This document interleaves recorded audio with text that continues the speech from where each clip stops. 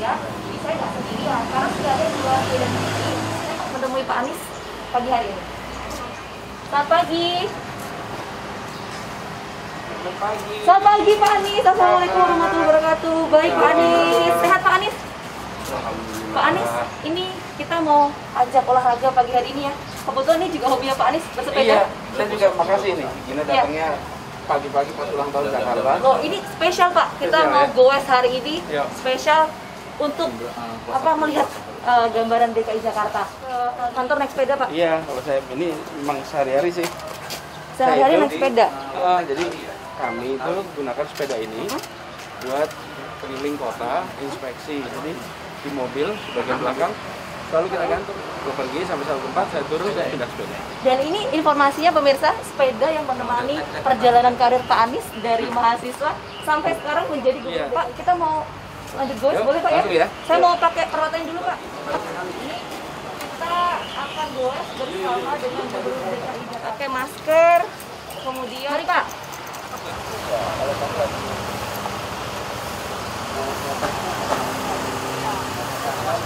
Dan untuk selanjutnya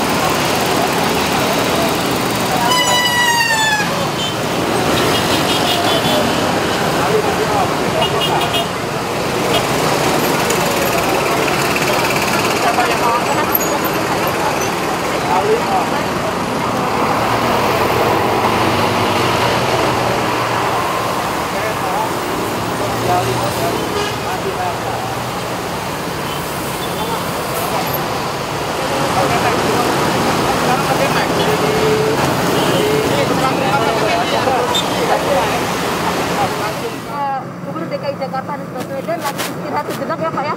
Tadi sudah cukup berkeringat, hari ini kita akan beristirahat sejenak sambil kembali berbincang dengan Pak Anies. Pak Anies, capek Pak Anies? Enggak lah, dekat sekali naik sepedanya. Pak Anies, Biasanya lebih jauh kalau naik sepeda. jauh. Berapa kilo Pak biasanya Pak?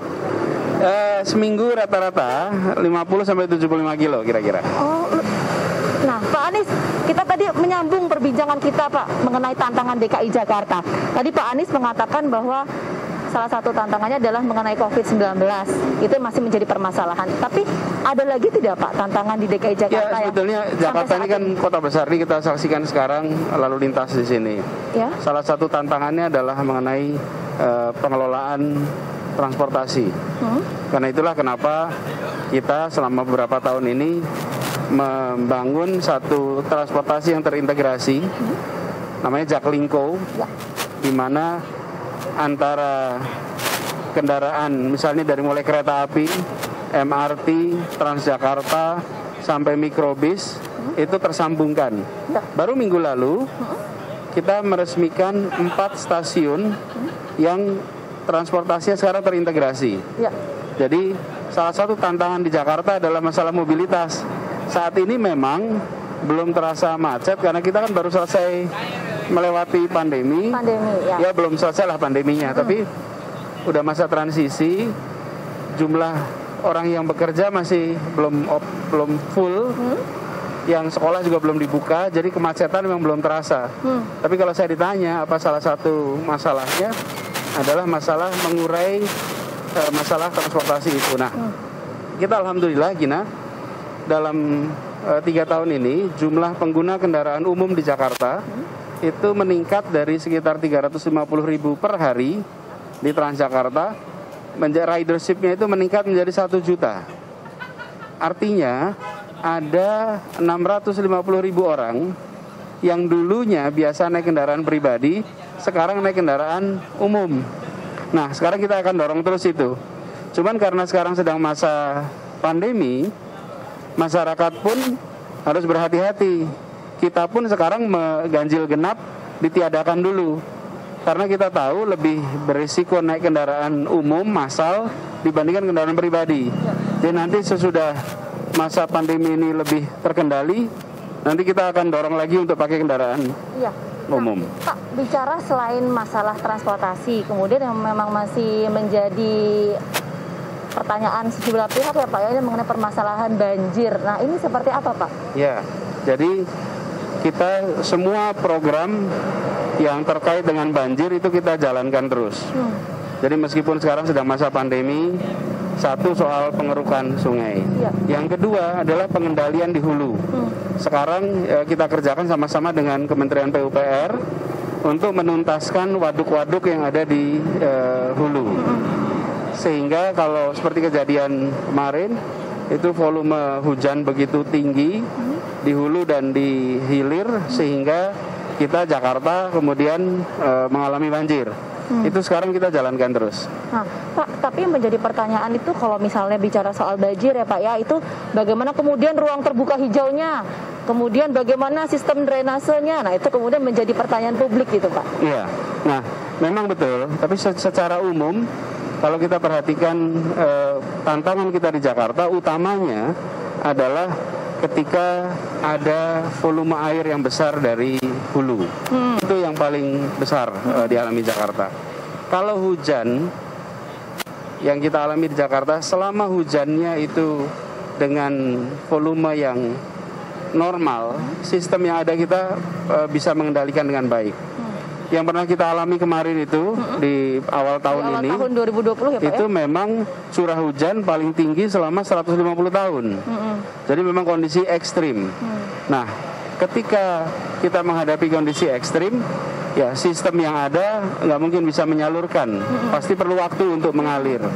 Tapi kalau kita berhadapan dengan kondisi yang tidak se-ekstrim itu, insya Allah sistem kita bisa menghandle dengan cepat. Ketergantungan pada pasokan dari luar itu tinggi sekali. Karena itu kita memastikan bahwa kebutuhan pokok suplainya baik, harganya stabil. Ini jarang menjadi pembicaraan, padahal semua rumah tangga selama ini seluruh jajaran baik di Pemprov maupun BUMD itu berhasil memastikan pasokan makanan kebutuhan pokok terjamin di Jakarta. Itu seperti saya perlu sampaikan karena seringkali malah tidak menjadi kesadaran kita bahwa Jakarta itu tidak punya sawah, tidak punya kebun, seluruh makanan kita datang dari luar. Kalau kita tidak menyiapkan sistem yang baik, maka rumah tangga di Jakarta akan kesulitan untuk makan. Itu jauh lebih rumit daripada masalah-masalah yang tadi kita bicarakan karena ini menyangkut keseharian. Nah, kalau menariknya termasuk juga soal misalnya Pak ya, kalau bicara soal warga adalah bantuan sosial yang kemudian diberikan kepada warga. Nah ini sejauh ini apakah memang sudah ada progres seperti apa? Ya. Nah justru selama masa PSBB karena ada pembatasan kegiatan untuk mereka bekerja, maka pemerintah menyiapkan bantuan pangan. Dan di Jakarta ini ada 3,6 juta keluarga yang menerima bantuan pangan itu 2,4 juta. Artinya selama masa pembatasan sosial kemarin banyak sekali yang membutuhkan. Biasanya kalau kita sehari-hari ya di Jakarta jumlah yang membutuhkan bantuan tidak sebesar itu. Alhamdulillah ini kita jalankan dan sejauh ini berjalan baik, kita akan teruskan. Tapi bagi masyarakat Jakarta, saya ingin sampaikan kepada semua supaya terus tangguh. Ya. Di sini kan tempatnya orang-orang tangguh, orang yang sanggup untuk menghadapi tantangan. Nah, Pak, saya ingin memberikan kesempatan juga kepada Gubernur DKI Jakarta, Pak Anies Baswedan, untuk kemudian memberikan Pak apa yang ingin disampaikan di hari ulang tahun DKI Jakarta ke-493 ini ke masyarakat, Pak. Silakan, Pak. Jakarta ini adalah tempat yang memberikan kesempatan kepada semua. Masyarakat Betawi yang selalu hangat, yang menyambut semua, dan menjadi tuan rumah proses yang kita kenal sebagai menjadi Indonesia. Di tempat inilah kejadian 1908, kejadian 1928, 1945 yang mewarnai kehidupan bangsa kita di Jakarta. Dan di Jakarta tempat orang-orang yang mengadu nasib untuk tangguh. Karena itu pesan saya kepada semua, saat ini kita sedang menghadapi tantangan wabah COVID-19. Tapi Jakarta berisi orang-orang yang tangguh. Jakarta berisi orang-orang yang ulet. Kita insya Allah akan bisa melewati ini. Sejauh ini alhamdulillah pandeminya sudah terkendali, situasinya lebih baik. Dan saya yakin Jakarta akan bangkit lebih baik lagi ke depan. Dan pandemi ini menjadi pelajaran bagi kita semua untuk memperbaiki semua aspek. Apalagi 22 Juni yang kita selenggarakan di masa pandemi menjadi perayaan yang akan kita kenang dalam waktu panjang dan sekaligus membuktikan bahwa sejarah panjang Jakarta kita teruskan saat ini menjadi sejarah baru untuk masa depan. Itu pesan saya untuk warga Jakarta. Baik, kolaborasi antara masyarakat, pemerintah Provinsi DKI Jakarta, tenaga medis dan sebagainya untuk kemudian ini bisa mewujudkan Jakarta yang bebas COVID-19, itu yang ingin disampaikan, pesan yang ingin disampaikan di ulang tahun DKI Jakarta tahun ini ya Pak? Mbak Gina, yang sekarang kita bisa terkendali ini, itu bukan kerja 1-2 orang. Wabah ini terkendali karena orang-orang, keluarga-keluarga yang memilih untuk berada di rumah, memilih untuk taat protokol COVID, karena merekalah yang menjadi pahlawan.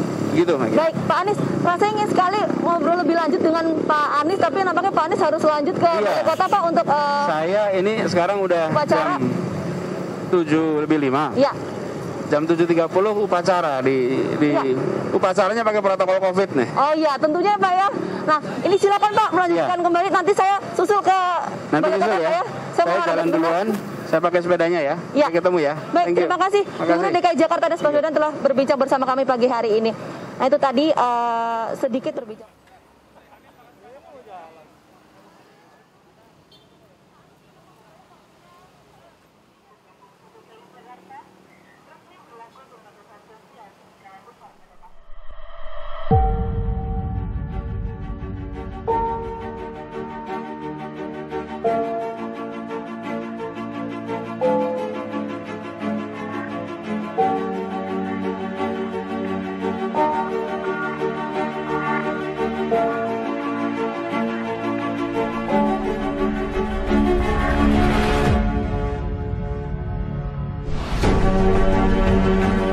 Jakarta adalah kota yang tangguh. Mereka yang datang ke sini dan mereka yang berada di Jakarta adalah orang-orang yang tangguh, orang-orang yang berani menghadapi tantangan. Kita perlu yakin bahwa ketangguhan bisa membawa kita melewati tantangan apapun, termasuk wabah yang sedang kita hadapi saat ini.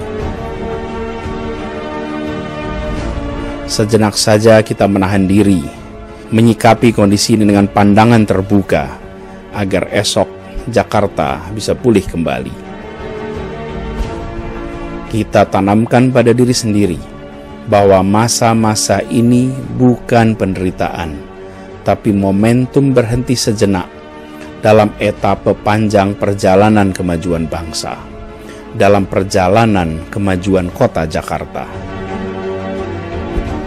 Situasi ini memberikan kita waktu untuk menganalisa kelemahan, untuk memoles keunggulan, hingga pada waktunya nanti saat wabah berlalu, kita bisa melontar cepat melampaui apa yang sudah kita capai selama ini. Di hari ulang tahun Kota Jakarta, 22 Juni 2020, ini adalah momen untuk menunjukkan tentang Jakarta yang tetap tangguh, Jakarta yang akan selalu lebih solid, Jakarta yang akan tetap ada untuk semua. Sedikit lagi, atas izin Allah yang Maha Melindungi, insya Allah kita akan bisa melewati ini semua dan kita menjadi kota yang lebih hebat lagi. Kita tunjukkan kepada dunia, bersama kita bisa melewati terjangan virus ini. Selamat ulang tahun Jakarta.